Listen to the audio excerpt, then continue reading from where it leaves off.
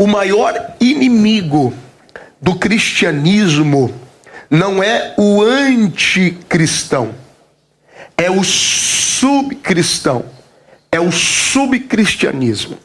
É a pessoa conviver em um ambiente que exige dela responsabilidade com o que ela ora, com o que ela ouve, com o que ela canta, e ela simplesmente negligencia isso.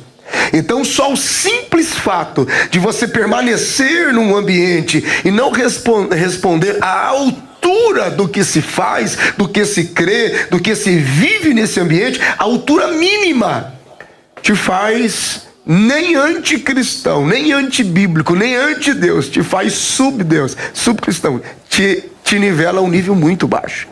Então, quando nós tememos ao Senhor e servimos ao Senhor com santidade, nós precisamos responder minimamente a esse ambiente que nós pertencemos, à igreja, à família, aos relacionamentos, para evitar a hipocrisia religiosa. Por isso que eu sempre estou batendo nesse ponto aqui. Visão e cultura cada vez mais próximas, diminuindo a hipocrisia religiosa. A valorização da santidade, ela precisa ser considerada porque ela tem dois quesitos importantes, dois aspectos importantes. Primeiro, por que eu preciso valorizar e levar em conta a santidade do Senhor? Porque tem o ponto positivo.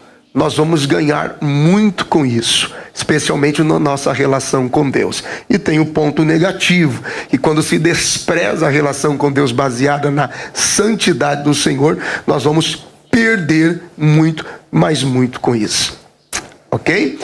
E nós vamos começar a caminhar por alguns textos bíblicos aqui, porque a Bíblia é clara quando ela sustenta através das palavras de Jesus, e depois ela ganha também corpo e sustento doutrinário através das palavras de Paulo.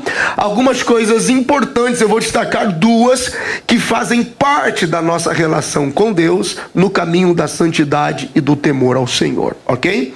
Se você pode, se não, me ouçam, então me acompanhem no Evangelho de João, capítulo de número 14, e no versículo de número 21. João, capítulo 14, versículo 21, por favor. Se você tem, abra aí. São palavras de Jesus e elas dizem assim, 14, versículo 21. Aquele que tem os meus mandamentos e os guarda, esse é o que me ama. E aquele que me ama será amado de meu Pai, e eu o amarei e me manifestarei a ele. As palavras de Jesus estão dizendo que o amor é o ingrediente indispensável para a obediência a Deus. Então, todo espírito, atitude e resposta desobediente a Deus é também significado de desprezo ou de não amor a Deus. Você ama a Deus? Sim, pastor, eu amo a Deus. Então você é obediente ao Senhor. São palavras de Jesus. Jesus está dizendo que o amor é o ingrediente indispensável para a obediência a Deus. Agora, quando Paulo amplifica isso, ele diz o seguinte, segunda carta de Paulo aos Coríntios, capítulo de número 7, versículo de número 1, diz assim: ora, amados, pois que temos tais promessas, purifiquemo-nos de toda a imundícia da carne e do Espírito, aperfeiçoando a santificação no temor de Deus. Assim como nós precisamos do amor, que é ingrediente indispensável à obediência, nós também precisamos, no caminho da santidade, o desenvolvimento do temor. Porque o temor, ele é o ingrediente indispensável à santidade. Então, se nós olhamos para Deus e não temos o temor a Deus, que não é o medo, não é o pânico, mas saber que Deus, Ele é o Pai amoroso, mas também é o Pai justo e severo quando necessário, porque nós temos não mais a espada da justiça, mas nós temos depois, por Cristo, a vara de correção do Pai que trabalha a nosso favor. Então, por que o culto da palavra ganha essa importância doutrinária na questão de comportamento e relacionamento com Deus? É um culto que deveria estar lotado.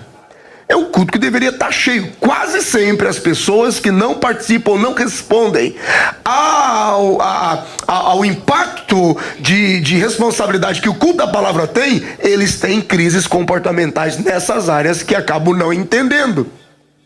Assim como o amor diz o quanto nós obedecemos ao Senhor e à sua palavra, o temor a Deus nos mostra o quanto nós estamos caminhando em santidade. Nossa vida com Deus, ela se define por amor e temor. Então eu vou amplificar um pouquinho isso aqui para você entender na prática como funciona. Diga comigo, amor. E diga temor. Vocês viram que eu tô chique agora? Que arrumei um trem aqui? O irmão falou para mim, disse, o pastor é o pastor dos controles. Ah, Senhor. Amém? Vamos lá. Gente, em casa tem uns 8 também. Vamos lá, a gente vai melhorando. Teca aqui, pega lá, teca aqui, pega lá, teca aqui, pega lá. Tá legal? Consegue me acompanhar enquanto eu vou falando? Beleza? Então tá bom. Gente, é indispensável que quando nós estudamos alguma coisa sobre Deus, e eu digo para aqueles que amam estudar a palavra, que gostam de estudar, então é indispensável a todo cristão que quando a gente estuda alguma coisa sobre Deus, que a gente enxergue o conteúdo, enxergue a fonte de interesse. Nós temos que enxergar o quadro como um todo, analisando passo a passo a escritura e checando textos 1, 2, 3, para que então se construa a ideia do que está sendo oferecido para entender a doutrina. E isso é chamado de macrovisão bíblica. Então você precisa partir de um ponto, sim, um versículo ou uma expressão, você pode isolá-la, mas não defini-la como absoluta doutrina, ponto de partida. Tem gente que pega um versículo e nesse versículo ele bate no filho, bate na esposa, ele divide a igreja, ele mata as pessoas por causa desse texto. É uma confusão e não funciona assim. Quando estudamos temas específicos, nós dependemos dessa macrovisão, porque é fundamental para nós evitarmos enganos no estudo da palavra de Deus. Olha que coisa interessante, quando o Salmos de número 119, ele registra dizendo, Salmo 119, e no versículo 130, ele diz assim: a entrada das tuas palavras dá luz, dá entendimento aos simples. Nós somos chamados a receber luz, só que a entrada das tuas palavras, você pode sublinhar isso se você quiser, significa que você começa, mas precisa se desenvolver. A palavra é uma entrada. Você pega um primeiro texto, isola ele, é uma porta de entrada a um caminho longo que você tem que trilhar para ter uma visão macro de todo o conceito que está sendo sugerido. Quando você lê o profeta Isaías, no capítulo de número 28, a Bíblia diz, no versículo de número 10, Isaías capítulo 28, versículo 10, porque é um mandamento sobre um mandamento, uma palavra sobre uma palavra, uma regra sobre uma regra, um pouco aqui e um pouco ali.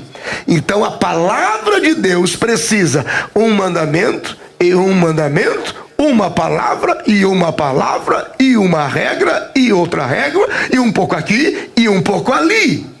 E nós vamos construindo a macrovisão do entendimento do propósito de Deus para aquele assunto, para aquele conteúdo. Então, eu gosto, a primeira vez que eu vi essa expressão, eu nunca mais esqueci. A Bíblia, para muitas pessoas, é como um colar de pérola sem o cordão. As pérolas estão todas nas mãos, bagunçadas e soltas. Então, quando você começa a estudar assuntos específicos da Bíblia, você pega o cordão e vai colocando uma pérolazinha atrás da outra. Uma pérolazinha atrás da outra. E vai compondo. Oh my gosh. Mais um controle. Está falando comigo, rapaz. A Siri está falando comigo. Oh, man. Você vai compondo o colar. Assim é a Bíblia. A gente vai compondo o colar. E aqui está por que muita gente erra ao tentar entender a Deus a partir de um único aspecto que Ele é. E alguns, doutrinariamente, por costume, por hábito, por placa, por inclinação doutrinária, por preferência religiosa, pega Deus a partir de um ponto e decide interpretar única e exclusivamente Deus a partir daquele ponto. E eu já presenciei, por exemplo, a discussão de dois irmãos. Um defendia com unhas e dentes: não, Deus é amor e é só amor e acabou e não tem mais nada. E outros: não, a Bíblia diz que Ele é juízo, fogo consumidor, que Ele é severo, que Ele é Deus tremendo e terrível. Quando você lê o Antigo Testamento e você vê as ações de Deus, há quem sustente, está vendo? Isso é Deus, um Deus que olha para uma nação e diz: mata todo mundo, mulheres, crianças, não deixa ninguém vivo. E há quem sustente esse Deus horroroso, no sentido de ser violento, assassino ou qualquer coisa dessa natureza. Eu presenciei essa discussão, essa medida de força. E Deus não é absolutamente nenhuma coisa só. Deus não é só amor, mas Deus também não é só severidade.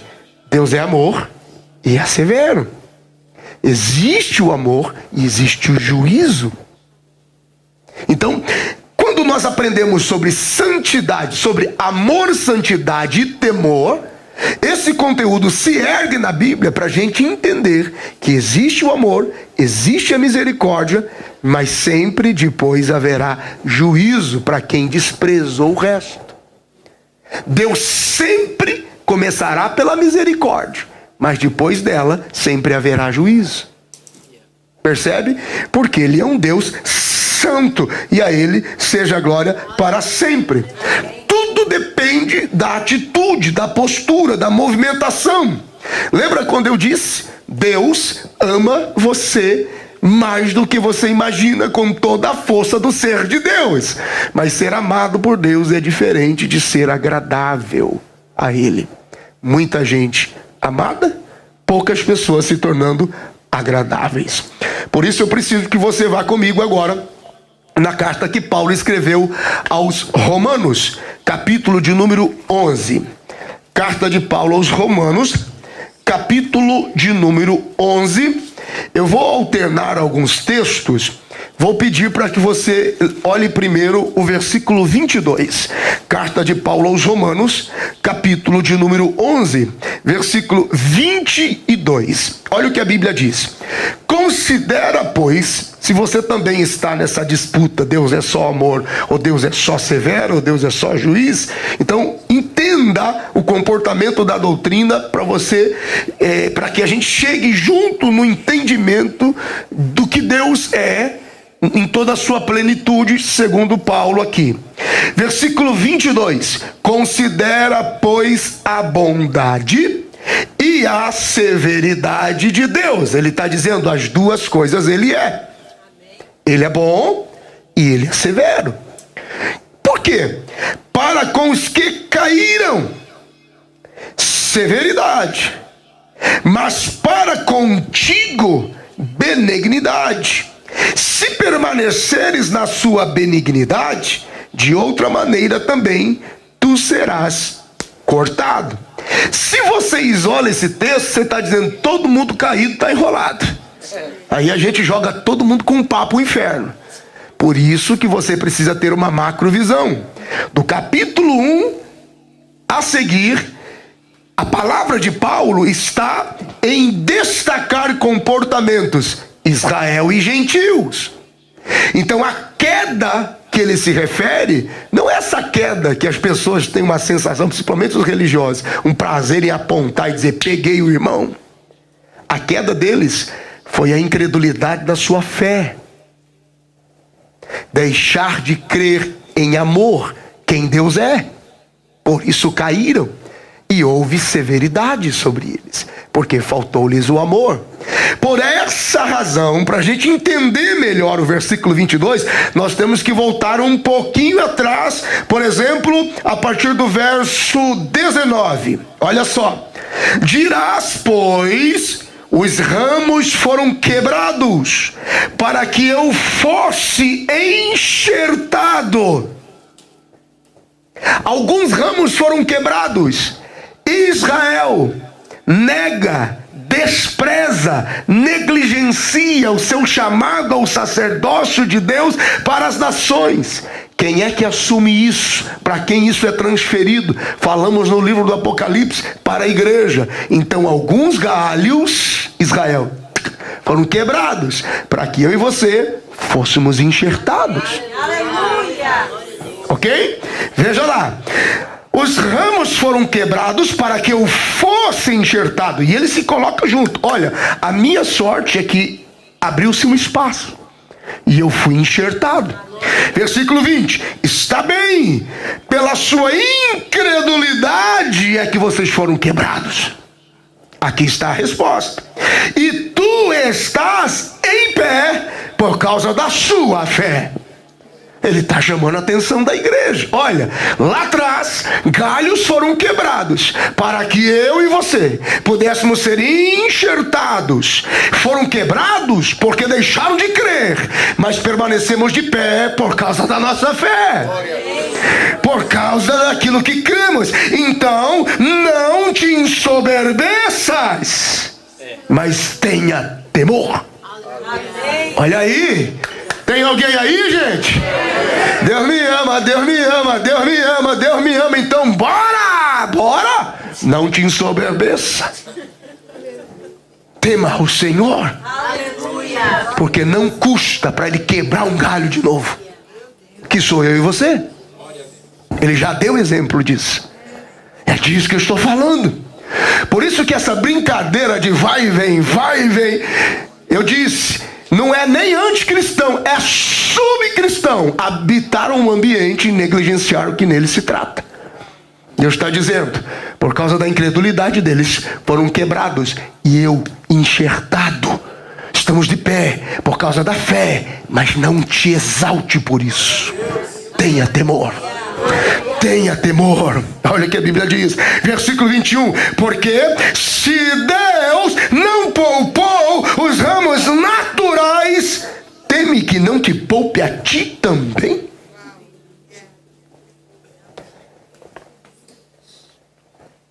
Tem alguém aí? Aleluia. Temor ao Senhor. Irmãos, qualquer pessoa, todos são passivos de sofrer e de ter alguma fragilidade, de cair. Mas todos aqueles que estão de pé, estão unicamente firmados na bondade e na misericórdia de Deus, mas devem se mover em temor. Devem se mover em temor, porque Ele é o mesmo Deus ontem, hoje, amanhã e será eternamente. Bendito seja o nome do Senhor.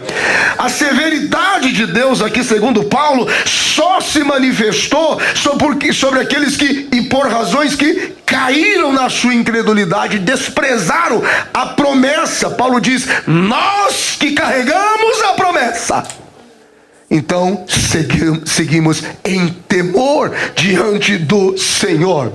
Em contrapartida, a bondade de Deus, disse Paulo, continuou se manifestando e se revelando àqueles que acreditavam, àqueles que seguiram crendo, àqueles que permaneceram firmes na fé e na esperança. Bendito seja o nome do Senhor. É por isso que quando você está se sentindo fraco, frágil, exposto, quando a sua humanidade está na flor da pele e parece que você tirou aquela semana para fazer coisa errada, pensar coisa errada, seja o que for, a primeira reação é: eu preciso sumir do culto, sumir da igreja, sumir. Não faça isso. Se firme na sua fé. Você pode estar passando um momento difícil, não se ensoberbeça, porque tem gente que some dizendo: ele é soberbo, em si ele é soberbo. Não, já que eu estou assim mesmo, então que se Deus me ama, que ele me cuide, que ele me traga, e sai pelo caminho do erro. Não. Vem a presença de Deus, diz: Senhor, eu me arrependo, eu me apego a esta fé, e eu me afirmo à bondade da sua misericórdia, e que as asas do teu amor me envolvam agora. Bendito seja o nome do Senhor. Irmãos, é o temor a Deus. É o temor a Deus, a última instância. É o temor a Deus que nos ajuda a não transicionar radicalmente da bondade de Deus para a severidade do juízo dele. Não sei como é que poderia explicar isso. Vocês entenderam isso, gente? Eu vou falar de novo. O temor é a última instância, é o limite. Você pode até desprezar por alguns instantes o amor a Deus e a obediência a Deus, mas é o temor. Você pode até vir brincando com a vida. O temor diz: mais um passo, você não consegue se erguer de lá. Mais um passo, o abismo é profundo. Então ele diz: não se ensoberbeça. Não pense que porque você está muito carnal essa semana, você está em vantagem com aqueles que estão se guardando. Tenha temor, porque ele te traz de volta para um ambiente de amor e misericórdia. Antes que o juízo de Deus chegue, antes que o juízo de Deus venha.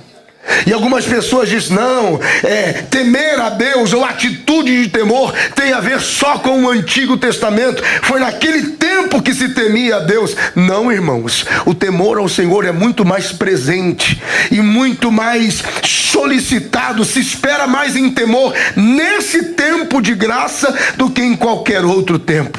A Bíblia diz no livro de Atos dos Apóstolos, no capítulo de número 2 e no versículo de número 43, diz: em toda a alma havia temor. A Bíblia não diz: e havia um temor na congregação, e havia um temor nos ajuntamentos, e havia um temor nos momentos de oração. Não, individualmente, cada um naquele ambiente tinha temor. Em toda a alma havia temor, e por isso maravilhas e sinais se faziam pelos apóstolos no meio deles. Olha o que a Bíblia diz, Atos dos Apóstolos, capítulo de número 5, versículo de número 11: e houve um grande temor em toda a igreja e em todos os que ouviram estas coisas. Irmãos, não, porque será que o juízo e a severidade de Deus estão tão ativos num tempo como esse? Quando a justiça, o juízo e a severidade de Deus chegou sobre Ananias e Safira, houve um grande temor em todos que viram Deus, dizendo: avançaram a linha do temor.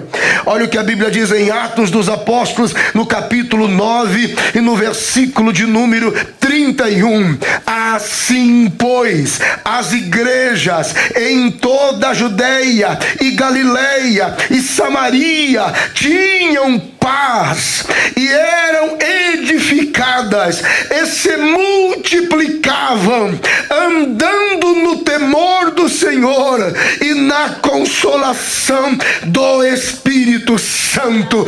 Aleluia! Veja que essas duas coisas coexistem. Aonde houver o temor do Senhor, haverá a consolação do Espírito Santo. E aonde estiver a consolação do Espírito Santo, haverá temor a Deus. Bendito seja o nome do Senhor.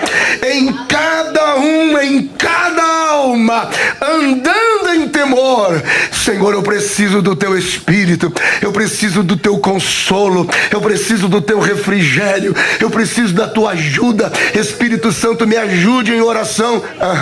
Ande em temor. As duas coisas coexistem, as duas coisas caminham juntas. Andavam em temor e na consolação do Espírito Santo.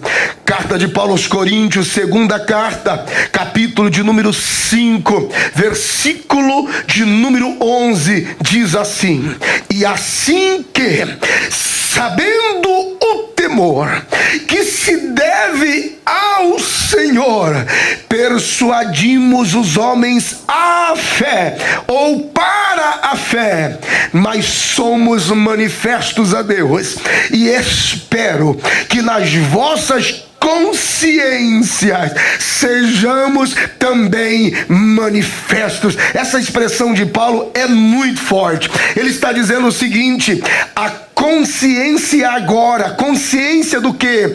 Do tempo de graça, daquele tempo, nesta época de graça. Ele está dizendo: eu não estou pregando temor para a antiga aliança, eu estou falando de temor e consciência para a nova aliança, para este tempo, e que haja temor, temor que se deve ao Senhor.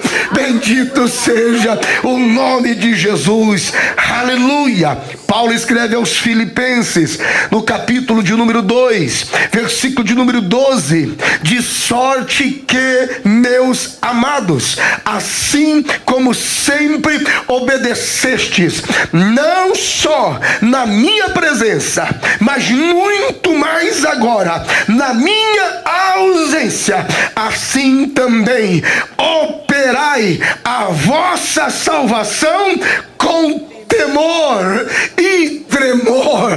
Bendito seja o nome de Jesus, aleluia. Eu amo a palavra de Deus pela clareza. Veja que eu estou usando uma macrovisão de entendimento para dizer: o amor é o princípio da sabedoria, mas o temor é o resultado, é a manifestação, é a visão clara de que a santidade está operando ali, de que o consolo do Espírito Santo está ativo ali. Bendito seja o nome do Senhor. E aí alguém pergunta: mas qual é a razão para o temor? Por que esse foco em temer ao Senhor? Quando o escritor aos Hebreus escreve, no capítulo de número 12, versículo 28, aleluia, capítulo de número 12, versículo 28, diz assim: por isso, tendo recebido um reino que não pode ser abalado, retenhamos a graça pela qual sirvamos a Deus agradavelmente, com referência e piedade. Por quê? Porque o nosso Deus é um fogo consumidor. Ele não está dizendo: olha, eu não sei, pode ser que ele ainda esteja nativo ou não, porque ele já foi, olha, um dia será. Não, ele é fogo consumidor. Temamos ao Senhor. De Deus não se zomba. A colheita de Gálatas é violenta. Tudo que o homem planta, ele colhe. E algumas pessoas, eu já contei essa historinha para muita gente, e as pessoas entram em desespero quando eu falo sobre isso. Uma vez um senhor chegou para mim e falou assim: pastor, me ajude. Quando eu vivi lá no mundo, sempre conto essa, eu não tenho muitas histórias, mas algumas marcas. Eu vivi uma vida lá no mundo, arrumei uma mulher, 2 mulheres, 3 mulheres, e com 4 mulheres eu gerei um filho. Então uns 3 lá no mundo. Mas aí aceitei a Jesus, vim para a igreja. Oh, Deus bom. Conheci uma santa serva do Senhor na igreja, pastor. Estou com essa serva do Senhor, já estamos com 3 filhas aqui na igreja. 3 na igreja, 3 no mundo, pastor. Eu disse: oh, aleluia. Eu já sabia onde ia dar. Pastor, mas os meninos lá do mundo me dão tanto problema, tanto problema. E eles não querem saber da igreja. Foi gerado em ambiente do quê? O fruto é gerado. O fruto responde o ambiente que ele foi gerado. Foi gerado em ira, foi gerado em caos. Prepara. Me dão tanto trabalho, pastor. Eu não sei o que eu faço. Nós vamos orar agora. Eu e o irmão vamos pedir 3 raios do céu, um na cabeça de cada filho, e vai resolver seu problema. Não, pastor, são meus filhos. Então cuide deles, porque Deus não dá satisfação daquilo que ele não fez. Pastor, por quê? Porque Deus é santo. Ele é um Deus amoroso, sempre agirá com a misericórdia primeiro, mas a misericórdia de Deus é acompanhada de juízo, porque todo desprezo à misericórdia acionará o juízo de Deus. E isso é muito forte. Com essa falta de consciência de amor que muita gente tem, porque é falta de consciência de amor a Deus. Todas as vezes que faltar a consciência sobre o amor a Deus, o temor vai estar lá te esperando, como se fosse a última instância. O que é isso aqui? Não, isso aqui é o temor. Por que o senhor está aqui? Porque se você passar daqui a juízo, chama-se fogo consumidor. Porque até aqui foi só desprezo ao amor de Deus. O temor, imagine comigo, o temor é... Todo paraquedista, quando ele vai saltar do avião, ele tem um paraquedas reserva, que ele espera nunca usar. Mas se alguma coisa der errado no principal, é aquele reserva que vai evitar a morte dele. Temor é o paraquedas reserva. E quando você esquecer do amor de Deus, ele ainda vai evitar, se você tiver ele, que você morra para sempre. Isso é temor a Deus. Percebe? Ninguém espera usar. Porque todo aquele cristão nascido de novo em Deus, por isso que eu digo, não é nem ser anticristão, é ser é um subproduto, é abaixo disso, é habitar é querer permanecer em um ambiente, fazendo de conta que você não faz parte daquilo e que aquilo é simplesmente ignorar, porque você consegue controlar bem a sua vida. E quanta gente avança a linha do temor e não consegue mais voltar. Por isso que ele diz: não se ensoberbeça, fique firme na fé e tenha temor. Porque se em algum momento a vida te expor demais e você esqueceu o que o amor significa, a tua chance é o temor que vai te evitar ir para o abismo para sempre. Pelo menos você vai acordar um dia e vai dizer: Senhor, eu pequei contra ti. E não sou digno nem de ser chamado seu filho. Temor. Vou voltar para casa. Irei ter com meu pai. E vou dizer: pequei contra ti e contra Deus. Não sou digno nem de ser chamado seu filho. Se tiver uma vaga de escravo, serve. Se a comida for do corpo do porco, está bem servida. Só não deixe eu morrer. Temor. Ainda assim nos trará de volta para Deus. Diga: Senhor, me ajuda. Diga: Senhor, me ajuda. Senhor, ensina-me o teu temor. A epístola de Tiago diz, capítulo 2, versículo de número 13: porque o juízo será sem misericórdia sobre aquele que não fez ou não respondeu à misericórdia. Ponto e vírgula. Porém, a misericórdia triunfará sobre o juiz. Porque a misericórdia sempre virá primeiro. O Senhor vai te encher de oportunidades. O Senhor vai falar com você, vai bater a sua porta, vai te dar sonhos, vai enviar um profeta. Um dia você vai acordar com vontade de ler a Bíblia, vai ouvir uma canção, alguém do nada vai ligar para você, vai orar por você, e de repente você apareceu na igreja, pensando que era por qualquer outra razão, mas está lá você na igreja, ouvindo o que? Santidade, ouvindo o que? Temor, ouvindo o que? Paraquedas reserva, ouvindo o que? Olha o abismo, ouvindo o que? Deus é fogo consumidor, ouvindo o que? Deus é amor, Ele te ama muito, mas não esqueça que lá atrás Ele quebrou galhos para te colocar no lugar. Só que Ele pode quebrar de novo esses galhos.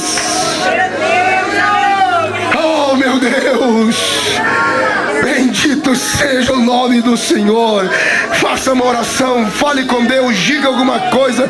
Diga: Senhor, me dá o teu temor. A nossa sorte é que Deus nunca começa pelo juízo. E só quem já precisou da graça um dia nessa vida sabe o impacto que essa palavra tem. A nossa sorte é que Deus nunca começa pelo juízo. Ele sempre começa pela misericórdia.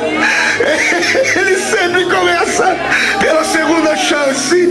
Ele sempre começa por uma nova oportunidade.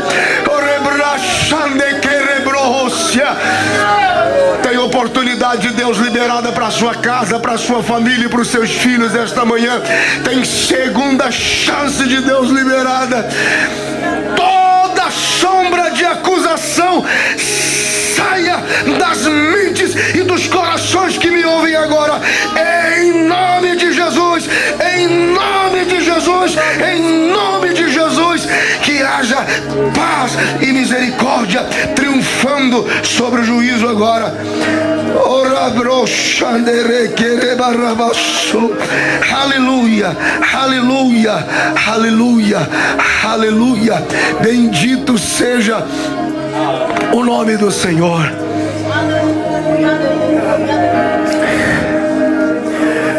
Quando você olha para os ímpios, e você diz: Senhor, que relação há e que diferença há? Começou a piscar aqui, mano. Tira a movimentação aqui das luzes, por favor, para não distrair. Por favor, apagou as luzes de frente. Tem que colocar o primeiro wash. Por favor, deixa assim.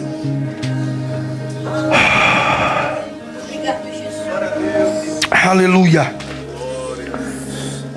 Quando nós olhamos para os ímpios, Senhor, pastor, mas a relação ímpios e filhos de Deus, ímpios e filhos de Deus, o Senhor me deu a espada da justiça. Quando você nasce de novo em Deus, quando você nasce de novo em Cristo, a espada da justiça não nos ameaça mais para a condenação eterna, mas a vara da correção paternal de Deus ainda está em uso, porque Ele nos ama. Ele ama os seus filhos e Ele corrige com amor, porque Ele é um Deus de misericórdia. E não existe santificação sem correção e disciplina. É por isso que algumas pessoas correm, foge do culto da palavra, foge da oração, foge da comunhão com Deus. Por quê? Porque está fugindo da correção e da disciplina. E essa disciplina que eu estou me referindo aqui, não é aquela exclusão da pessoa excluída, disciplinada, tirada da mesa, tirada da comunhão, jogada para fora da igreja. Isso aqui eu estou falando de atitude de quem restaura a sua mente para guardar a sua fé, sabendo que um dia Ele cortou para nos enxertar, mas que a gente não deve se ensoberbecer. Então vem a correção de Deus, e às vezes o tratamento de Deus chamusca com o fogo da sua santidade, porque Deus nos ama, e santidade convém ao Senhor. Olha o que a Bíblia diz quando escreve aos Hebreus, no capítulo de número 12. O escritor aos Hebreus escreve, capítulo de número 12, versículo 4, diz a palavra de Deus. Hebreus, capítulo 12, versículo 4: ainda não resististes até o sangue, combatendo contra o pecado, e já vos esquecestes da exortação que argumenta convosco como filhos. Filho meu, não despreza a correção do Senhor, e não desmaies quando por Ele fores repreendido, porque o Senhor corrige o que ama e açoita aquele ou qualquer que recebe por filho. Se suportais a correção do Senhor, Deus vos trata como filhos, porque que filho há a quem o pai não corrija? Mas se estáis sem disciplina, da qual todos são feitos participantes, sois então bastardos e não filhos. Além do que, tivemos nossos pais segundo a carne para nos corrigirem, e nós os reverenciamos. Não nos sujeitaremos muito mais ao Pai dos Espíritos para vivermos em espírito? Porque aqueles, na verdade, por um pouco de tempo nos corrigiam como bem lhes parecia, mas este, Deus e Pai, para o nosso proveito, para sermos participantes da sua santidade. E na verdade, toda a correção ao presente não parece ser de gozo, senão de tristeza, mas depois produz um fruto pacífico, de justiça, nos exercitados por ela. Portanto, tornai a levantar mãos cansadas e os joelhos desconjuntados, e fazei veredas direitas para os vossos pés, para que o que manqueja não se desvie inteiramente, antes seja sarado, e segui a paz com todos e a santificação, sem a qual ninguém verá o Senhor. Ah, quantos podem aplaudir a Jesus? Oh, bendito seja o nome do Senhor.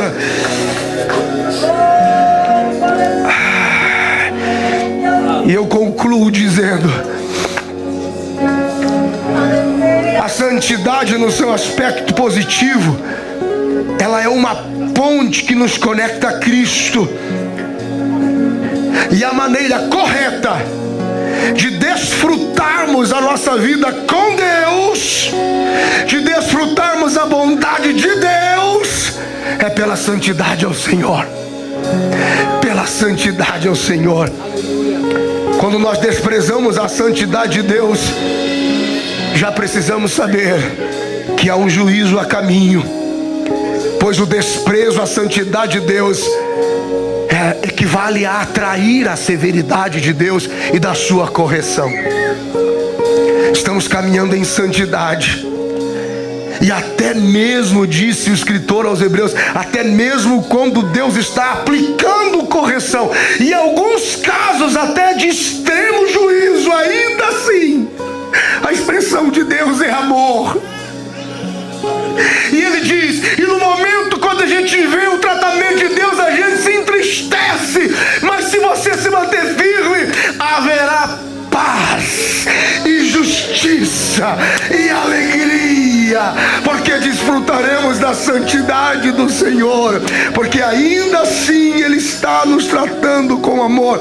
Ainda assim, a tentativa de Deus quando nos exorta é sempre nos levar ao arrependimento, para nos restaurar, porque somos seus filhos. E Deus não vai permitir que o diabo te trague outra vez. Ele não vai permitir que você permaneça assim, exposto, ferido no erro. Sabe quando o pai pega um filho em casa, por exemplo, olha lá para o seu irmão, e há uma exortação dura que serve de exemplo para os demais. Lembra quando eu falo sobre como ouvir a voz de Deus? Como é que eu ouço a voz de Deus? Primeiro, Deus sempre vai falar ao seu coração. Seu coração vai apertar, vai dar um nó na garganta. Diante do limite do temor, você não sabe explicar, mas dói. E Deus está dizendo, não dê mais nenhum passo. Deus começa a falar com você. Se você não entender o aperto do coração, Ele vai te fazer lembrar ou viver experiências. Porque Deus é Pai, Ele é bom instrutor, Ele não é igual a gente. A minha esposa, eu sou falho nisso. A minha esposa vive dizendo, amor, como é que você vai cobrar dos meninos se você não ensinou? Você tem que pelo menos ensiná-los. E às vezes eu quero que eles... Irmão, faça isso. Amor, você ensinou? Amor, mas eles têm que... Custa pegar. Amor, não é igual. Tem que pegar na mãozinha e fazer um círculo. Deus é assim também. Tem hora que Deus nos pega pelas mãos e diz: vou te dar uma experiência para você aprender a ouvir minha voz. E aí sim você está apto para entender a partir da palavra e a partir da palavra de conselho, porque nenhuma palavra para mim e para você significa alguma coisa se não houver experiência. Então quando eu digo assim, Deus está aqui, quem nunca teve uma experiência com a presença de Deus, e eu digo, irmãos, Deus está aqui, a pessoa diz, como é que é? O que ele falou aí? Que Deus está onde? Aqui? Aqui como? Tipo aqui de verdade, aqui, ou é uma coisa que a gente imagina? Sem experiência, palavra é só palavra. Só palavra. Percebe? Então, por falta da experiência, como é que as pessoas ouvem a voz de Deus num ambiente que nunca tiveram experiência? Elas vão sentindo angústia, aflição, coração aperta, vontade de vir pro altar, vontade de erguer as mãos, pedir oração. Pastor, é uma coisa assim. Pastor, não sei, estou com medo, é uma coisa. O que é isso, pastor? O coração apertado está levando a uma experiência para aprender a ouvir a voz de Deus. É sério. E aí o irmão falou assim, rapaz, lá na aba, lá é meio... Tem palavra? Vem na quarta-feira. Vem na quarta-feira. Com dose homeopática. Se você puder vencer 1% por dia, no final do mês você já venceu 30%. Você está 30% melhor se você for melhor 1% a cada dia. Guarda essa palavra no seu coração. Em um tempo, Ele quebrou galhos para que nós pudéssemos ser enxertados, mas que não nos ensoberbecêssemos, mas nos apegamos à fé pela bondade e misericórdia dEle, e em temor, porque assim como Ele fez uma vez, Ele pode fazer de novo.